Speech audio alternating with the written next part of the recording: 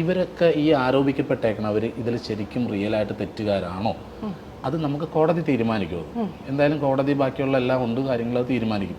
അങ്ങനെ തീരുമാനിച്ചിട്ട് ഇവർ തെറ്റുകാരാണെങ്കിൽ എൻ്റെ അഭിപ്രായത്തിൽ ഞാൻ പറയണം മാക്സിമം കൊടുക്കാൻ പറ്റിയ ശിക്ഷ കൊടുക്കുക. ഇപ്പുറത്ത് സഹോദരിമാർ അല്ല എൻ്റെ അനിയത്തിമാർ ഈ ഒരു ഇതിൽ നിൽക്കുന്ന ആൾക്കാർ ഇവർക്ക് നീതി കിട്ടാനായിട്ട് നമ്മൾ എപ്പോഴും കൂടെ ഉണ്ടാവും. ഇവർക്ക് നീതി കിട്ടാനായിട്ട് ഏതറ്റം വരെ പോകാനും ഞാനും കൂടെ ഉണ്ടാവും. പക്ഷേ ഈ ആരോപിച്ച ആരോപണങ്ങളെല്ലാം ഏതെങ്കിലും ഒന്ന് പോലും ഇത് റോങ് ആണെങ്കിൽ അവർക്കെതിരെ നിയമനടപടി സ്വീകരിക്കണം. എപ്പോഴും പറയും സ്ത്രീകൾക്ക് സ്വാതന്ത്ര്യമില്ല, അവർക്ക് ഒരു ഇതില്ല എന്ന് പറയും അല്ലേ? ഇപ്പോഴും അങ്ങനെയല്ല കാഴ്ചപ്പാട്. പറഞ്ഞോ, സ്വാതന്ത്ര്യമില്ല, അത് നമ്മൾ ഉണ്ടാക്കണം നമ്മുടെ സ്വാതന്ത്ര്യം എന്ന് വിശ്വസിക്കുന്ന ഒരാളാണ്. ഞാനിപ്പോൾ ഒരു കാര്യം പറയട്ടെ, ഇപ്പം എനിക്കിട്ട് ഒറ്റ അടി അടിച്ചു കവളത്തിട്ട്, ഫസ്റ്റ് അടി എനിക്കിട്ട്, ഇത് കിട്ടിക്കഴിഞ്ഞാൽ ഞാൻ സ്വാഭാവികമായിട്ട് ഞാൻ തിരിച്ചടിക്കും. ഈ ഇരിക്കണം 3 പേരും അല്ലെങ്കിൽ അവിടെ നിന്ന് ഓടി വന്നവരും എന്നെ ഇടിക്കുള്ളൂ, ഒരിക്കലും നിങ്ങളെ പറയില്ല. അതെന്താണെന്നറിയാമോ? ഈ സമൂഹത്തിന് സ്ത്രീകളോട് അത്ര വലിയ കമ്മിറ്റ്മെന്റ് ഉണ്ട്. അത് നമ്മൾ സ്വയം നമ്മൾ വാങ്ങണം. അത് അല്ലാതെ നമുക്ക് കിട്ടിയില്ല എന്നല്ല, നമ്മൾ പ്രവൃത്തി കൊണ്ടത് വാങ്ങണം.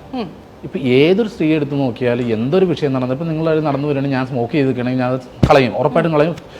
ഇത് കാണിച്ചിരിക്കും ഉറപ്പായിട്ട്. അത് നിങ്ങളുടെ ഒരു എക്സ്പെക്റ്റാണ്. അത് എല്ലാ രീതിയിലും ഏത് മേഖലയിലും ഉണ്ട്. പക്ഷേ നമ്മളവിടെ സ്മോക്ക് ചെയ്തിട്ട് ഇപ്പം എന്തിനായിട്ടാണ് അതെടുത്ത് കളഞ്ഞത്? അടുത്ത് വലിക്കാൻ പാടില്ല. എന്നിട്ട് എടുത്ത് കൊടുക്കുകയാണെങ്കിൽ നാളെ നിങ്ങൾ വരുമ്പോൾ വലിച്ചിട്ട് നിങ്ങളുടെ മുഖത്തിട്ട് ഊതും. ഇത് പറയാൻ കാര്യം എന്താണെന്നറിയാമോ? നമ്മൾ വളം വെച്ച് കൊടുത്താൽ അതിനെല്ലാം അവർ ഓക്കെയാണ്, ഏത് രീതിയിലാണെങ്കിലും. അപ്പോൾ ഒരിക്കലും നമ്മളെന്താണ്, നമ്മൾ ഏത് റൂട്ട് സഞ്ചരിക്കണമെന്ന് നമ്മളെപ്പോഴും തീരുമാനിക്കുക. നമ്മളിങ്ങനെ സഞ്ചരിച്ച് പോകുമ്പോൾ നമുക്ക് പല ഭാഗത്തുനിന്നും പല ഓപ്പർച്യൂണിറ്റീസും പല ഹായ് വാ എന്നൊക്കെ ഉള്ള രീതികളൊക്കെ എല്ലായിടത്തും ഉണ്ടാവും. ഇപ്പം ആണുങ്ങൾക്കും ഉണ്ടാവും ഈ പോകുമ്പോൾ. അപ്പം ഞാൻ എന്താ ചെയ്യേണ്ടത്? ഞാൻ ഇങ്ങനെ ഒരു സിനിമയിൽ വന്ന് ഇങ്ങനെ ഒരു ആർട്ടിസ്റ്റ് ആയിട്ടുണ്ടെങ്കിൽ എൻ്റെ അച്ഛൻ്റെ അമ്മയുടെ എൻ്റെ സഹോദരങ്ങളുടെയും എൻ്റെ കൂട്ടുകാരുടെ എൻ്റെ വൈഫിൻ്റെ ഒക്കെ പ്രാർത്ഥനയുടെ ഫലം കൊണ്ടേ ഞാൻ വന്നത്, അല്ലാണ്ട് എൻ്റെ ഒരാളുടെ കഴിവുകൊണ്ടല്ല. ഞാൻ എങ്ങോട്ട് കാലെടുത്ത് വെക്കുമ്പോഴൊന്നും പുറകോട്ട് തിരിഞ്ഞു നോക്കുക. എൻ്റെ ഫാമിലി ഉണ്ട്, എന്നെ ഡിപ്പെൻഡ് ചെയ്ത് ജീവിക്കുന്ന ഇത്ര ആൾക്കാരുണ്ട്, അവരെ നോക്കാൻ ഞാൻ മാത്രമേ ഉള്ളൂ. ഞാൻ എപ്പോഴും അമ്പലത്തിൽ പോയി പ്രാർത്ഥിക്കുന്നത് എന്താണെന്നറിയാം? എനിക്കൊന്നും വരത്തല്ലേ എന്ന് പ്രാർത്ഥിക്കുള്ളൂ. വീട്ടുകാരും ഞാൻ പറയില്ല, അവർക്ക് എന്ത് പറ്റിയാലും ഞാൻ നോക്കും. എനിക്ക് എന്തെങ്കിലും സംഭവിച്ചു അവരെ കൊണ്ട് നോക്കാൻ പറ്റില്ല. അപ്പം അതുകൊണ്ട് നമുക്ക് ഈ സിനിമയെന്ന് പറഞ്ഞ ഫാൻറ്റസിയിൽ നമുക്ക് ഒരുപാട് പൂക്കളും കായ്കളും കനികളും ഒക്കെ ഉണ്ട് അതിൻ്റെ ഉള്ളിൽ. ഏതം തോട്ടം പോലെ ഒരു സംഭവം അത്. അതിനകത്ത് മനസ്സിലായി, നല്ല മധുരമുള്ള പഴങ്ങളുണ്ട്, കയ്പുള്ള പഴങ്ങളുണ്ട്. നമ്മൾ സെലക്ട് ചെയ്യണ പോലെ ഇരിക്കും. മനസ്സിലായ? നമ്മൾ സാധാരണ ഒരു ചെടി വകഞ്ഞു മാറ്റി നമുക്ക് പോവാം, മുൾച്ചെടി വകഞ്ഞു മാറ്റി ആരെങ്കിലും പോവുക, ആ മുൾച്ചെടിയാണെന്ന് കണ്ടിട്ട് നമ്മൾ തിരിച്ചു പോകണം.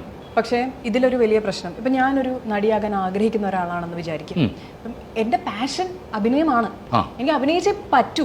പക്ഷേ സെക്ഷൽ ആയിട്ടുള്ള ഞാൻ അവിടെ അതിന് അങ്ങനെ സഹകരിക്കും. ഒരു വാക്കും കൂടി ഉണ്ട്, എനിക്ക് അഭിനയിച്ചേ പറ്റുള്ളൂ, ഏത് രീതിയിലും അഭിനയിച്ചേ പറ്റുള്ളൂ എന്നാവരുത്. അതിലോട്ടാണ് ഞാൻ വരുന്നത്. അപ്പം എനിക്ക് പക്ഷേ എന്നോട് ഫേവേഴ്സ് ചോദിക്കുകയാണ്. ഞാനൊരു കാസ്റ്റിംഗ് കൗച്ചിലൂടെ കടന്നു പോയാൽ മാത്രമേ എനിക്ക് അഭിനയിക്കാൻ പറ്റൂ എന്നുള്ളൊരു സാഹചര്യം വന്നു വന്നിരിക്കുക.